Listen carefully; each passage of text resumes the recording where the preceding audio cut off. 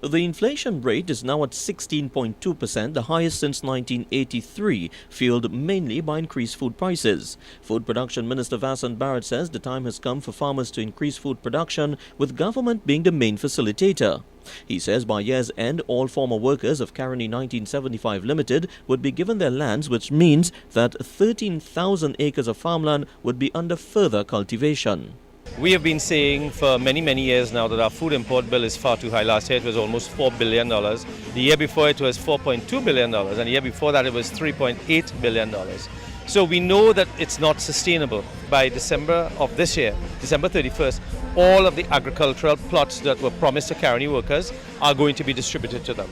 The minister said government has announced major incentives in the budget to assist farmers, such as the reduction in the lending rates at the ADB. But he announced that farmers would also be organized into cooperatives to bring about the benefits of large-scale farming. We are now forming cooperatives with those Caroni workers, many of whom don't want to go back to the land. We're forming cooperatives so that a 2-acre farm, which is not sufficient to be mechanized, we now bring it into a 50-acre farm because we have 25 people who would have donated or come into the cooperative. Minister Barrett said the long drought and the intense rainfall have placed additional burdens on farmers. He said major infrastructural works would be done in the dry season, including the construction of 100 community ponds for irrigation.